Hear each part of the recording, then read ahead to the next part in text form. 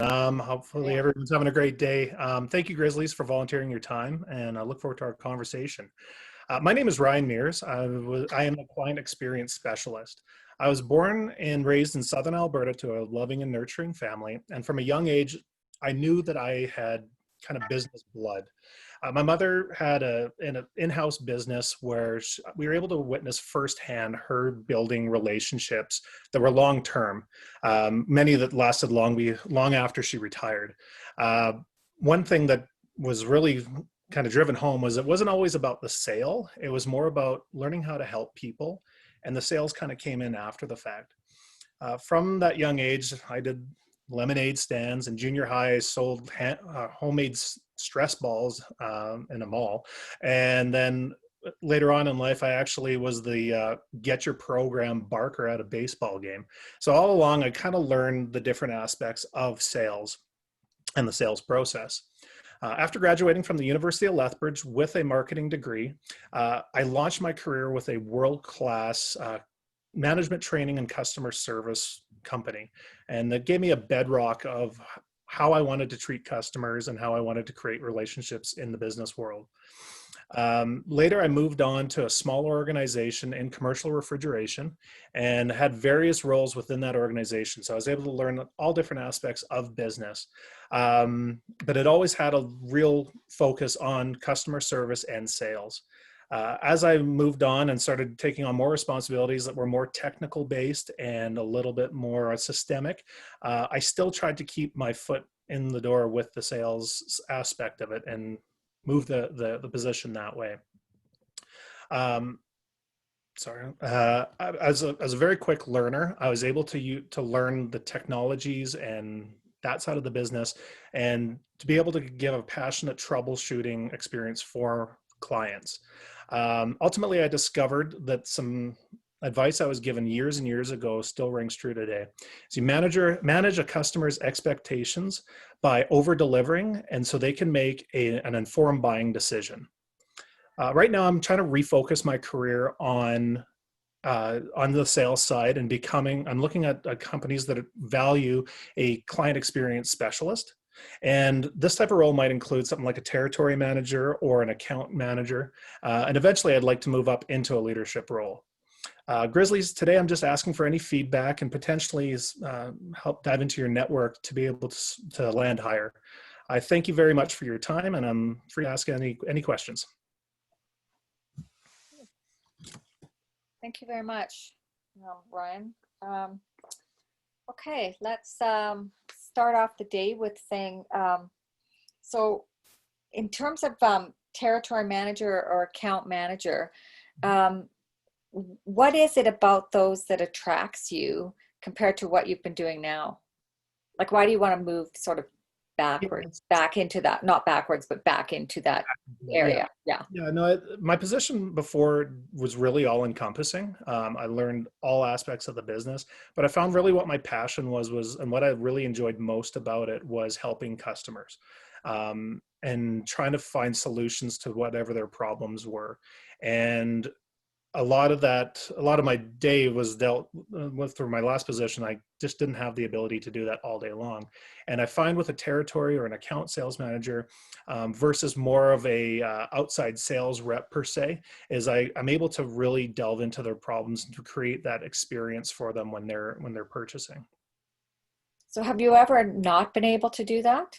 So when you're talking about helping a customer find a solution, whatever the issue may be, has there ever been a situation where try as you might, you just couldn't do that, and why, and how did you handle that? Absolutely. As you saw my resume, I worked with a company called Enterprise Rent a Car, and obviously the deal with their business is they try to rent cars, and there's all the rumors around it are true that they try to take more reservations than they have cars on the lot because they want to have them all rented at all times.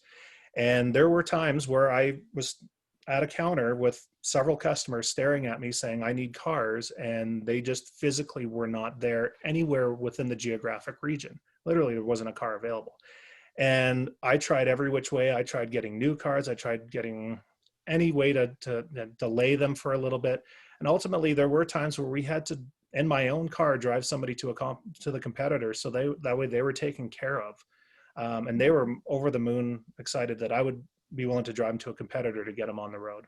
You wouldn't rent them your own car though. My insurance company might have been a little bit upset that day. Totally. Okay. Thank you.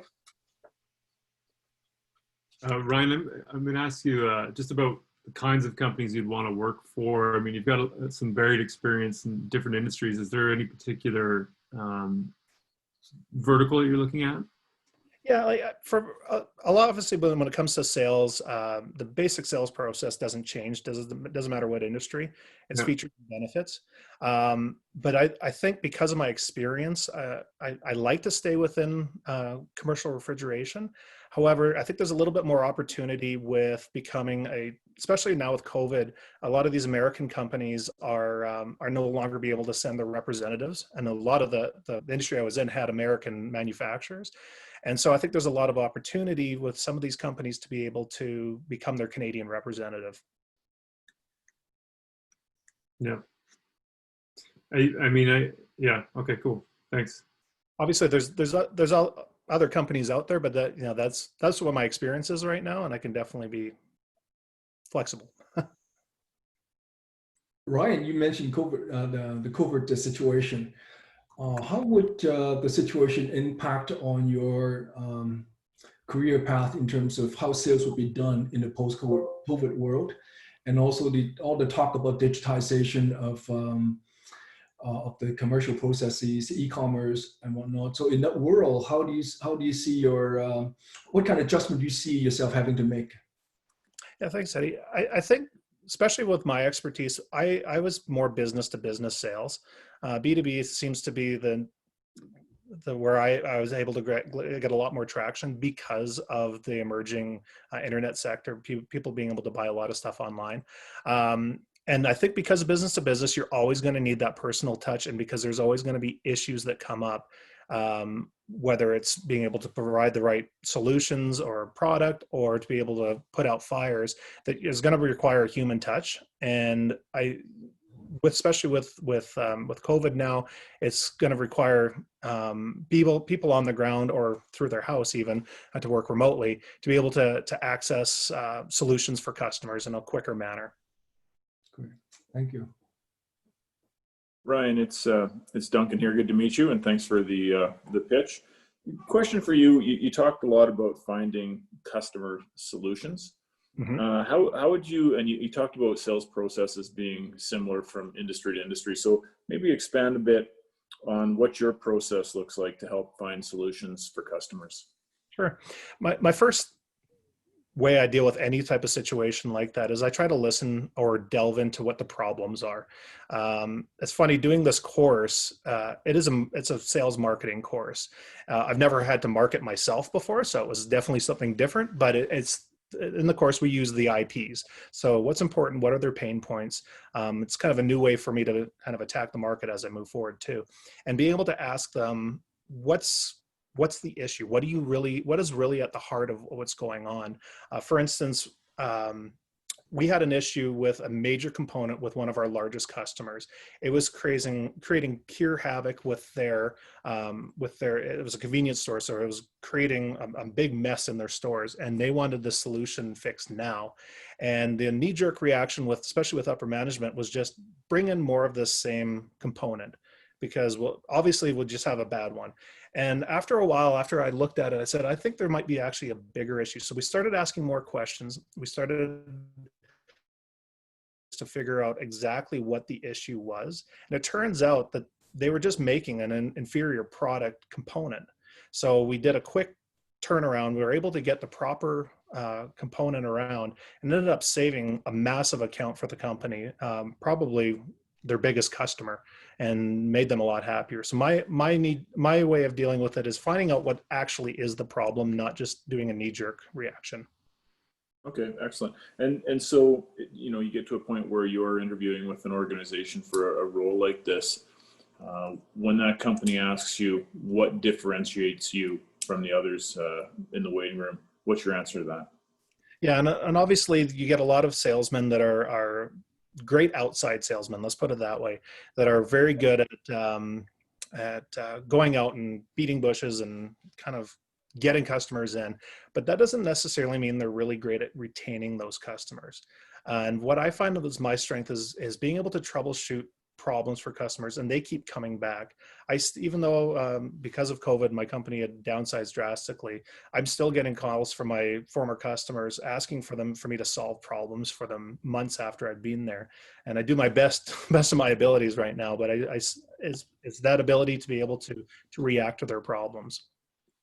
Okay. And one final question, you know, when you're in sales, you're the face of the company with customers, but there's substantial work that has to go on behind the scenes internally with different stakeholders. How do you approach that?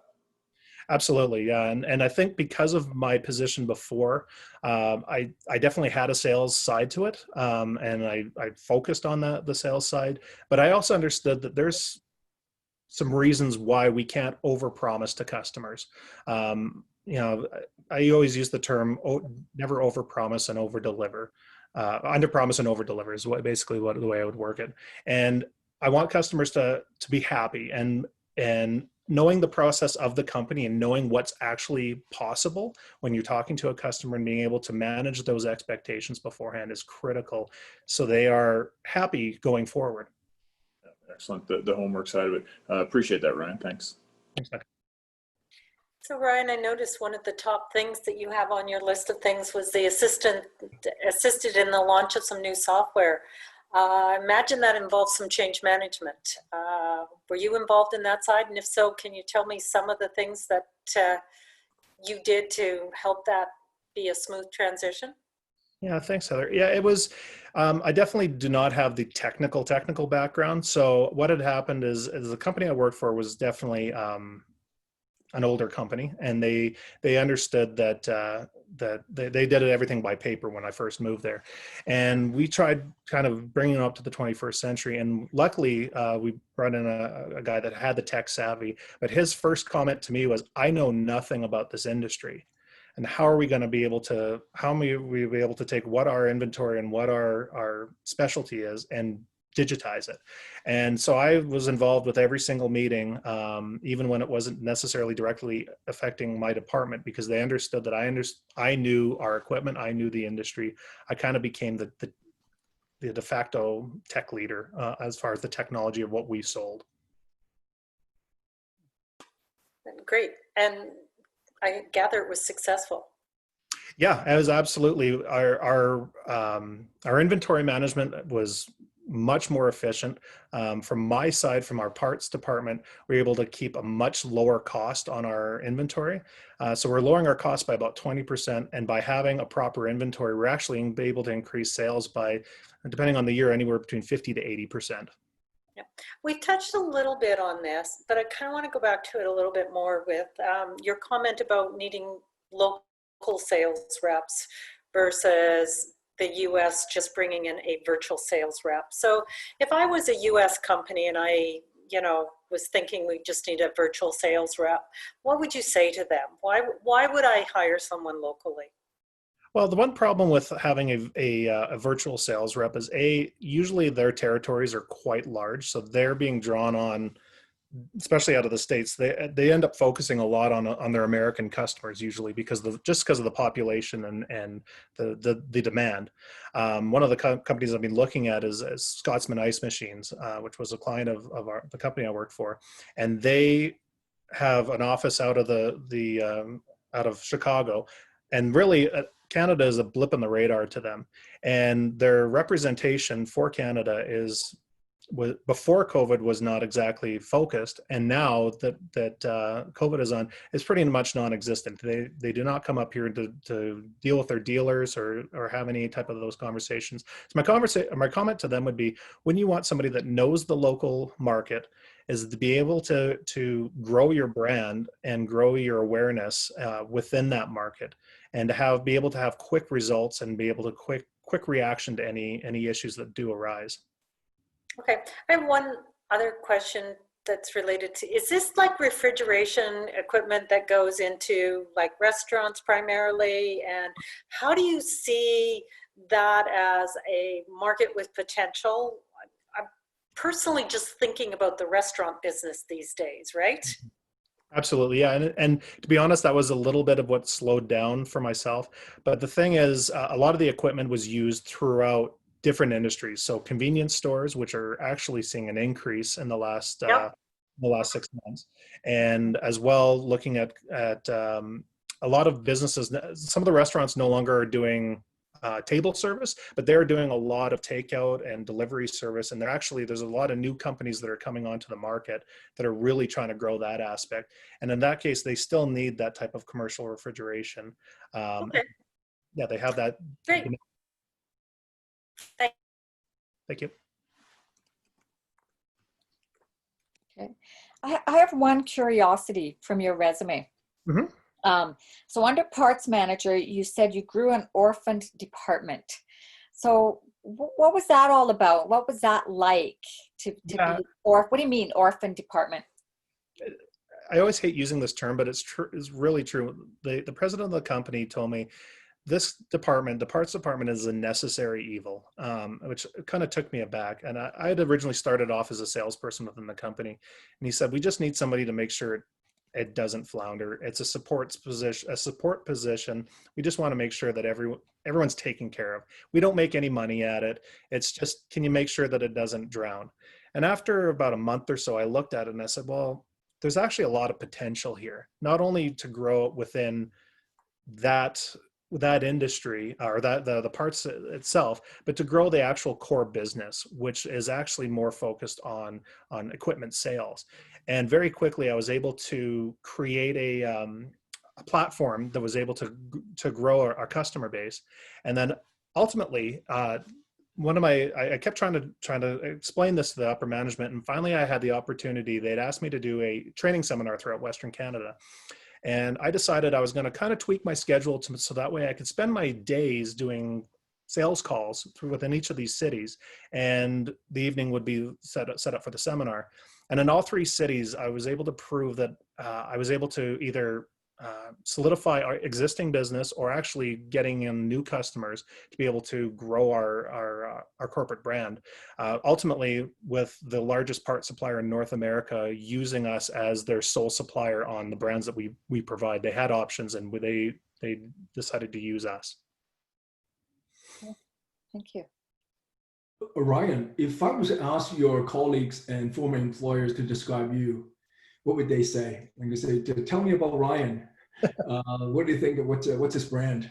Definitely, I'm kind of the glue within the company. I'm kind of the go-to person, and it was not by design, but I realized that over time, people just kind of come to me for information, and it doesn't matter whether it's business related or not. They usually come and ask my opinion on something or information on something they think I might know something about. But yeah, usually I was the go-to person. In fact, I'm still getting phone calls from former coworkers asking me on stuff that they should really know for themselves, but they went, "Oh, Ryan just kind of knows everything." Okay. Is there any other questions from the panel this afternoon? I'm good. Okay, Ryan, thank you for your presentation. We will be back to you in a few minutes, so we're just going to head to a breakout room. Thank you.